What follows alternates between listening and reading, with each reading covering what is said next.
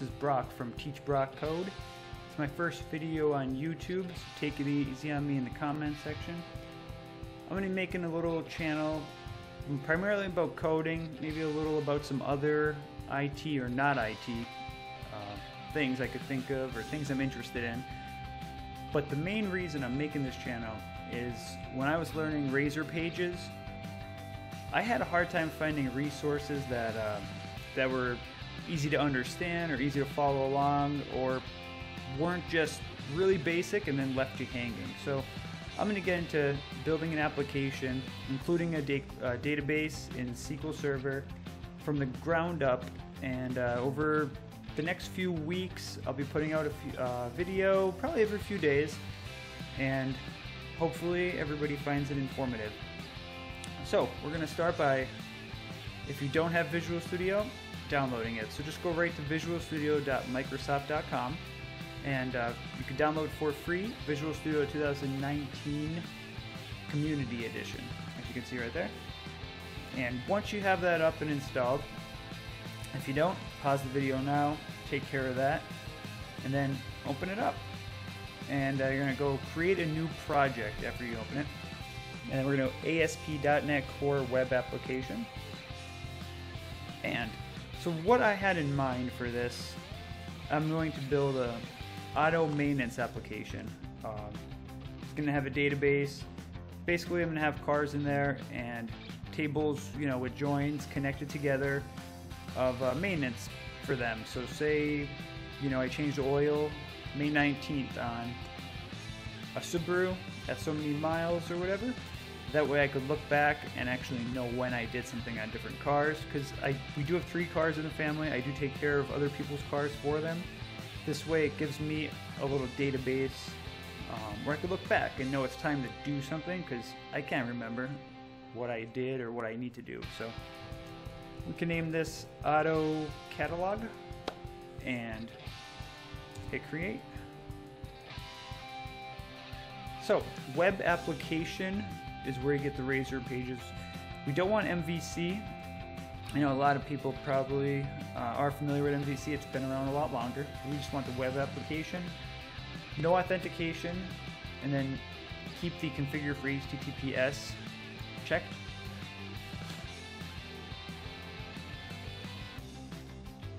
And this was a challenge for me because at my employer, they wanted me to use the, as they called it, the latest and greatest Razor Pages, and I was not familiar with them.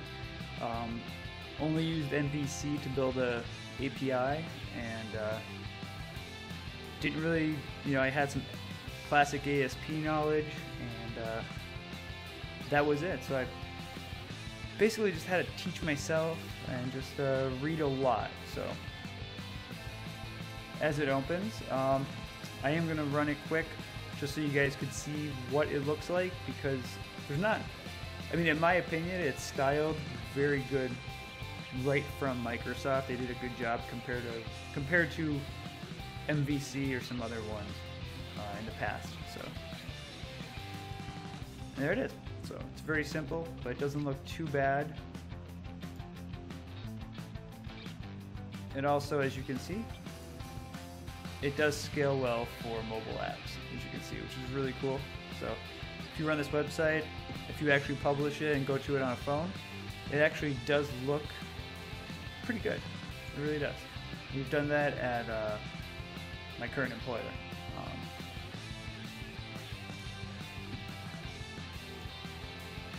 Okay.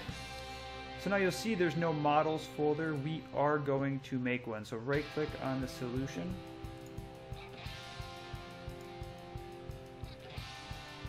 And then, oh, I stopped that from running. It also won't let you rename your folder. So rename it models. And the reason I did that, I know it doesn't have models, but that's how you control everything in the database level. So I did mention we will be connecting it to SQL. So if you have a Microsoft account, which I'm sure you do, I'm sure you know somebody who does, you could download for free 2016 SQL Server Developer. I recommend doing this. Click download. It works on the DVD one here. It actually works, and it makes it, the server's called localhost. And then when you're done with that, I downloaded SQL Server Management Studio because I don't want to use command lines. So in here, I made a database called autos for this, and I already stood it up. And under tables, I also added a table. So I called it vehicle, and I gave it a few columns. ID, of course, make, model, and year. So what we're going to do now is we are going to add one in. So let's add a Subaru BRZ 2017 because that is what I drive. So I added my own car. When you make this, in case you didn't make one before, under design, it's very simple. Just name the columns what I had them, and then I made varchar 50. That'll be enough, I think, for every car company. Maybe there's one I'm missing. It should be enough for all the model names, and if you think it's not, feel free to make it bigger. And the year is obviously an int. Do not allow nulls for your ID. Also, under the ID field, you want to go down here and under identity specification, is identity is no by default, hit yes. And that is why when I typed in Subaru BRZ 2017, when I hit tab past 2017, it automatically gave it ID of 1. If you have this as no, it'll give it ID of null. Then if you go to change it afterwards, there's a lot of times a lot of issues. It wants to drop the table, recreate the table, so take care of that right from the beginning here, and you won't have issues. I've had those issues before. So, and now we're going to duplicate this. So we're going to go back to Visual Studio, and under models, we're going to add a new class, and we're going to name that class vehicle.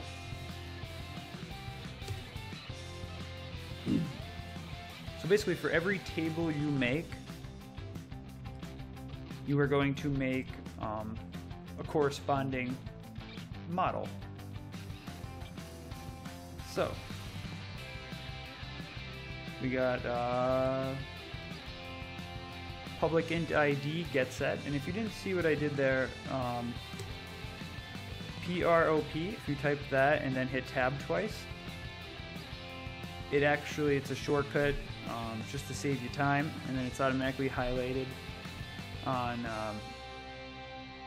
the variable type field. So, type in string, tab once, and then you're on the next one. Oops, it didn't work.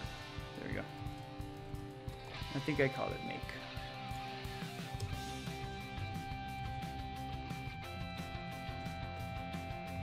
So it's actually tab twice, so.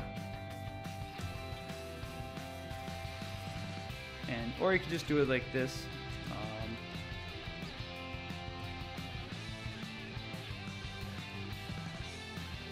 And I believe that was the 4 we had. So you could save that.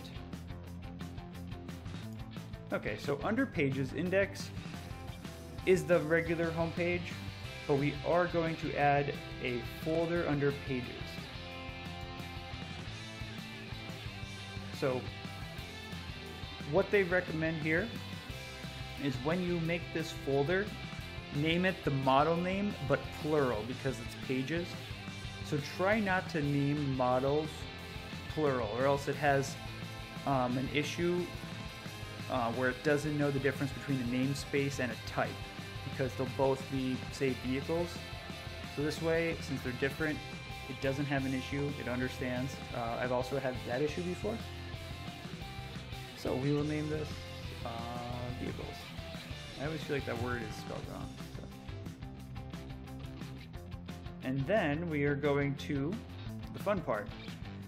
right click on the folder you just made, vehicles, click razor page, and then you're going to use CRUD. So this will stand up your typical create, delete, details, edit page, all that. And here is the fun part of, so being that you have the model now, select that model. So the vehicles pages will use the model class vehicle. And the data context will be no choice here. You will create that now. You'll hit plus, and it'll automatically use the name of your project unless you want it to be called something else, and it'll put the word context at the end, and that's fine unless you want to name it something simpler, but I'm good with that. And you could add that. So when you add other models, that context will be there. It'll put it in its own folder. You'll see a folder pop up on the right called data, and that's where the context, which is very important, that's where that'll be stored. Give it a minute.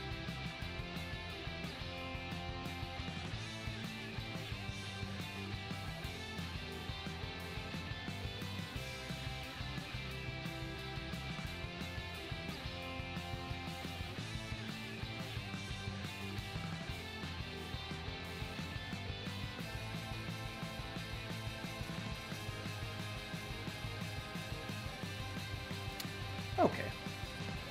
Now that's done, you'll see it is in the index page for that. So it's very simple code. You'll see there's the context, and there's your onGet method. There's obviously no post there.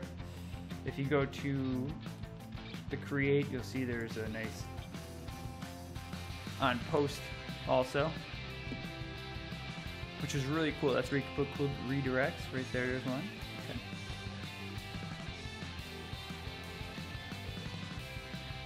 Next, we need the app settings file. Because we did set up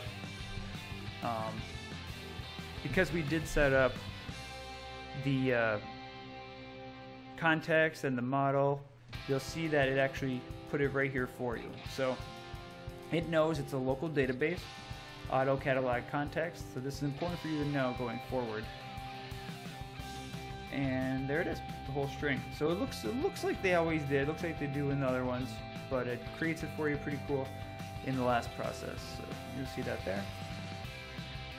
And you'll see outside of this, there's a layout class under shared. This layout file is very important. This is what gives it its look on the other, basically a consistent look. So all the pages are basically use this layout page. So that nav bar, say you have 10 links, they'll all share the nav bar, they'll share the footer, and this is how you change things there. So let's, we're not gonna use this privacy page, so we could get rid of this. And instead of privacy, how about we try vehicles / index, it should be.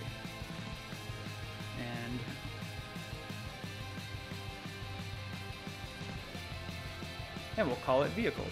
So.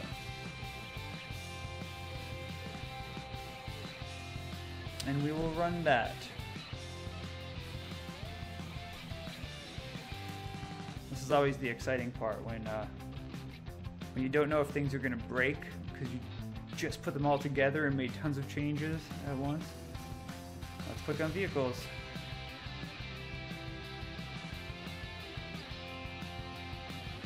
And it broke. Okay. So the login failed, it says. Okay, so as you can see, we got this error, and I think I have an idea what it might be. So I opened up a picture I took of the actual config. So this is actually what it should be in the connection string. So server equals localhost, and I think ours was a little different. So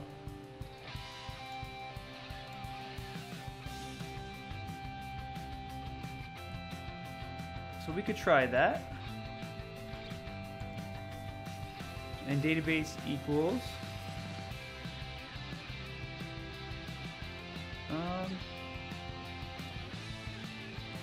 believe we just called it auto. Autos. So let's try that instead.